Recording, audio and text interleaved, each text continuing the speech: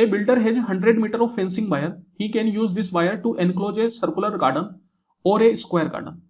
If he wants to maximize the enclosed area, what is the approximate ratio of the area of the largest possible circular garden to the area of the largest possible square garden using the entire 100 meter of wire?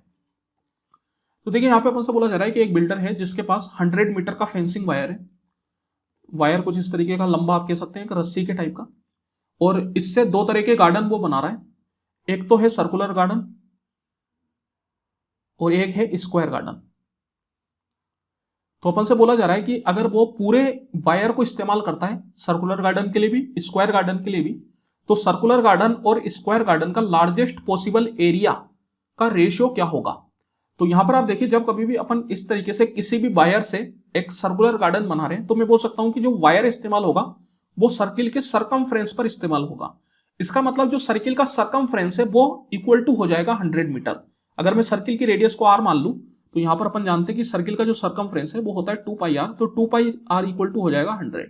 लेकिन यहां पर अपन जो ratio ले रहे हैं वो area का ले रहे हैं, तो यहां पे पहले मेरे को एरिया निकालना पड़ेगा।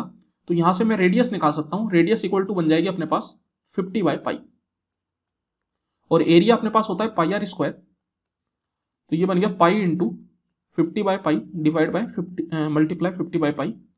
तो देखिए एक पाई तो आपको कैंसिल आउट हो जाएगा, ये 50 इंटू 50 बन गया 2500, और पाई को आप चाहे तो लिख सकते हैं 22/7, तो ये ऊपर में जाके बन जाएगा 7/22। यहाँ पर और थोड़ा फर्दर कैंसिल आउट कर सकते हैं, 2 से ही 11 बार में, 2 से ये 1250 बार में, तो जो आपका एरिया बनेगा वो बनेगा 1250 इंटू 7/11।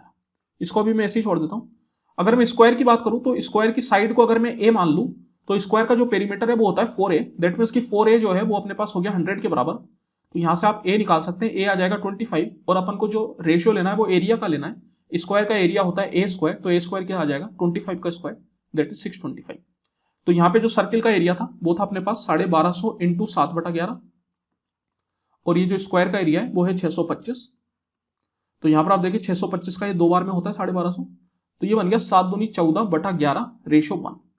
तो यहाँ पर वैसे तो रेशियो अपने पास 14:11 आएगा, लेकिन यहाँ पर आप देखिए अपन को 14:11 तो नहीं दे रखा, उसने डिसमल में ऑप्शन दे रखे हैं, तो ये 14/11 को मेरे को डिसमल में लिखना पड़ेगा।